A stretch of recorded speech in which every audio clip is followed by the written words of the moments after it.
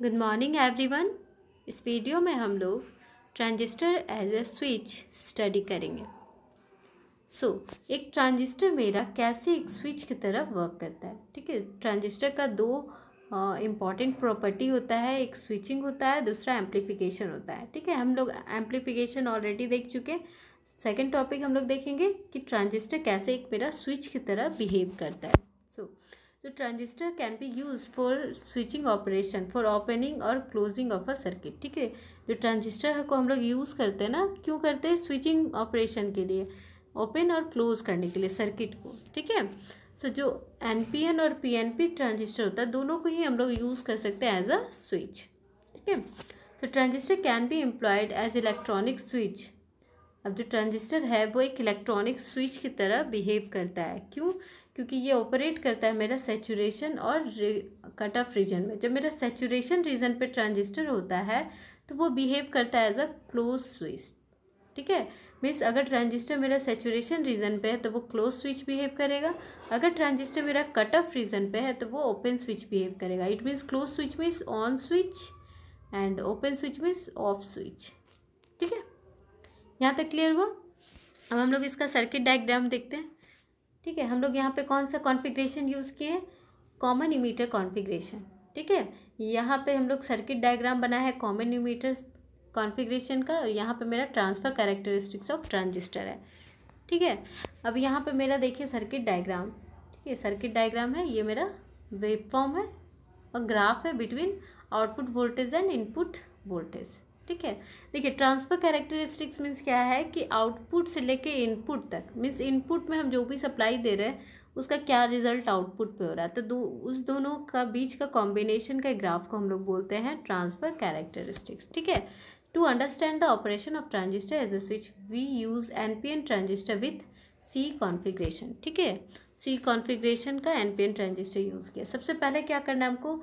इस input loop पे KVL apply करना है। ठीक है, इनपुट लूप पे हम लोग केवीएल अप्लाई करेंगे तो क्या हो जाएगा?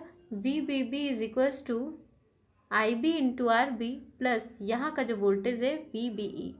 तो ये V B is equals to, हम लोग इनपुट वोल्टेज इसको ले सकते हैं, तो इनपुट वोल्टेज क्या हो गया? Is equals to I B R B plus V B E. इसको हम लोग इक्वेशन नंबर 1 ले लिए। ठीक है, अब सेकेंड हम लोग क्या करेंगे? इस पर केवीएल अप्लाई करेंगे।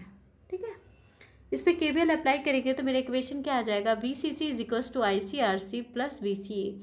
इस पर जो मेरा वी सी ई है वो मेरा आउटपुट वोल्टेज है, तो उसको हम लोग वी सी ई को is equals to V naught output voltage ले लिए, और V B B is equals to input voltage. ठीक है, जो वी बी बी है उसको हम लोग इनपुट वोल्टेज से डिनोट कर रहे हैं, जो वी सी ई है उसको हम लोग आउटपुट वोल्टेज से डिनोट कर रहे हैं। तो वी आउटपुट क्या हो जाएगा? V C C minus I C R C. इसको हम लोग इक्वेशन नंबर 2 ले लेंगे। ठीक है, ये मेरा इक्वेशन नंबर 2 हो गया।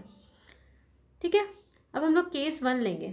ठीक है, केस 1 है जब मेरा input voltage less than 0.6 volt होगा, 0.6 वोल्ट होगा। ठीक है, सिंपल सा कंसेप्ट है। अगर मान लीजिए इसको हम लोग क्या करते हैं हमेशा, ये क्या होता है? फॉरवर्ड बाइस होता है, ये रिवर्स बाइस होता है।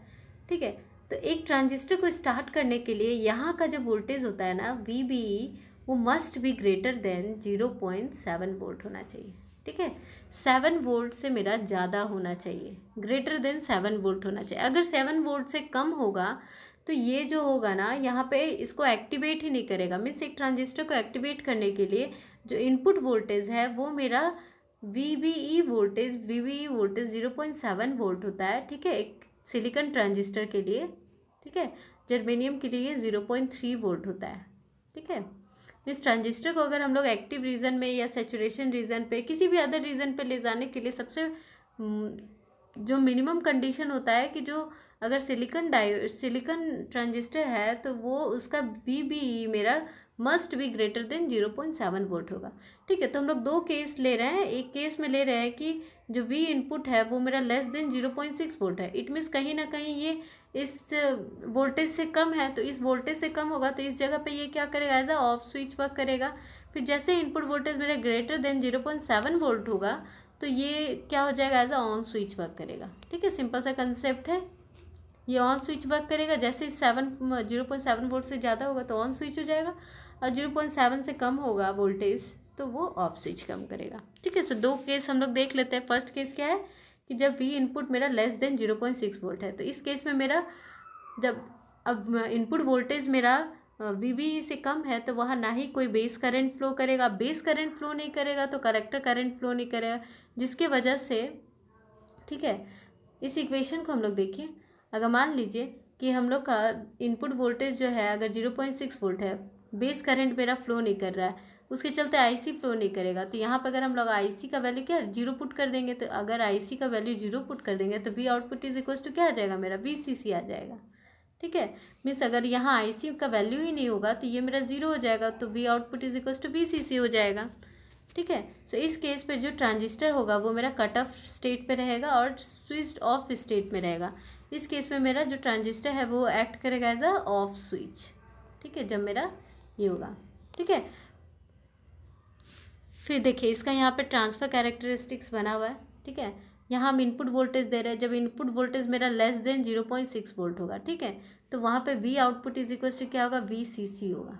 ठीक है, वी सी सी, यहाँ तक हो गया। अब नेक्स्ट देखते हैं, जब केस 2 लेंगे, जब मेरा ग्रेटर देन 7 वोल्ट होगा तो आई बी स्टार्ट करेगा इंक्रीज़ करना, उसके चलते मेरा आई सी भी इंक्रीज़ करना स्टार्ट करेगा। मेरा इक्वेशन क्या है, V output is equal to V C C minus I C R C, है ना, ये मेरा इक्वेशन है, आउटपुट इक्वेशन। अब जैसे मान लीजिए कि इनपुट वोल्टेज हम इंक्रीज़ करते जाएंगे, आई बी इंक्रीज़ होगा, फिर आई सी इंक्रीज़ होगा। ठीक है, इंक्रीज़ होगा तो ओवरऑल जो है मैम ये टर्म इंक्रीज़ हो जाएगा। अब ये टर्म इंक्रीज़ हो जाएगा तो ओवरऑल जो वी आउटपुट होगा वो मेरा जैसे जैसे मेरा इनपुट वोल्टेज इंक्रीज़ करते जाएगा, ये जो वी आउटपुट है वो क्या हो जा रहा है, मेरा डिक्रीज़ करते जाएगा। ठीक है, so as I C increases the value of V output decreases from equation 2। ठीक है, जैसे मान लीजिए ये आई सी मेरा इंक्रीज़ करेगा तो ओवरऑल ये इंक्रीज़ करेगा। अब ये ओवरऑल इंक्रीज़ करेगा तो वी आउटपुट ओवरऑल क्या होगा, डिक्रीज़ करेगा। ठीक है, यहाँ पे देखिए शो किए हैं। So with increase in input voltage I C increases and V output decreases toward the zero but never become zero. ठीक है, in this case transistor will be in the saturation region और switched on state. ठीक है, इस case पे क्या होगा, जैसे जैसे हम लोग यहाँ पे वोल्टेज को इंक्रीज़ करते जाएंगे ना, ठीक है, इनिशियली जब मेरा 0.6 वोल्ट था, यहाँ पे क्या हो रहा था, जैसे ये मेरा we input less than 0.6 volt था, मीन्स यहाँ पे अब तो ये एक्टिवेट ही नहीं हो रहा है, तो ये जो आई बी था वो मेरा क्या आ रहा है, ज़ीरो फ्लो करेगा। ठीक है, I B is equal to zero हो जाएगा। आई बी ज़ीरो हो जाएगा तो यहाँ पे जो आई सी है वो भी मेरा ज़ीरो हो जाएगा, जिसके वजह से मेरा जो वी आउटपुट होगा वो मेरा वी सी सी के बराबर होगा, मीन्स सप्लाई वोल्टेज के बराबर होगा। ठीक है, फिर जैसे ही मान लीजिए हम वी इनपुट को इंक्रीज़ करेंगे ग्रेटर देन 7 वोल्ट, ठीक है, वी इनपुट जैसे ही 0.7 वोल्ट से ज़्यादा होगा तो ये आई बी इंक्रीज़ करना स्टार्ट करेगा। अब ये आई बी इंक्रीज़ करना स्टार्ट करेगा तो आई सी भी इंक्रीज़ करना स्टार्ट करेगा। तो ये जो मेरा रिलेशन था V output is equals to V C C minus I C R C. ठीक है, तो ये आई सी इंक्रीज़ करेगा तो ये ओवरऑल इंक्रीज़ कर रहा है। ठीक है, अब ये ओवरऑल इंक्रीज़ कर रहा है तो ये डिक्रीज़ करेगा, तो जैसे जैसे इंक्रीज़ करते जाएगा यहाँ पे वी आउटपुट मेरा डिक्रीज़ करते जाएगा, फिर एक सर्टेन टाइम के बाद ये सैचुरेट हो जाता है। ठीक है, कभी भी ये ज़ीरो नहीं होता, हमेशा ये सर्टेन वैल्यू पे जाके ये सैचुरेट हो जाता है।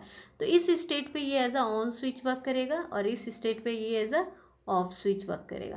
ठीक है, तो यही मेरा फंक्शन होता है ट्रांजिस्टर कैसे मेरा एक स्विच की तरफ वर्क करता है। ठीक है, तो ओवरऑल कंक्लूजन का बात करें कि जब भी मेरा ट्रांजिस्टर कट ऑफ रीजन पे होगा तो वो as a off switch work करेगा, और जब भी मेरा ट्रांजिस्टर सैचुरेशन रीजन पे होगा तो वो as a on switch work करेगा। बीच वाला जो ये रीजन है इसको हम लोग बोलते हैं एक्टिव रीजन। इस रीजन पे मेरा ट्रांजिस्टर जो होता है वो एज एन एम्पलीफायर काम करता है ना। ठीक है, एक्टिव रीजन में ट्रांजिस्टर एम्पलीफायर की तरह काम करता है और कट ऑफ रीजन पे off state and saturation region पे on as a on switch work करता है। ठीक है।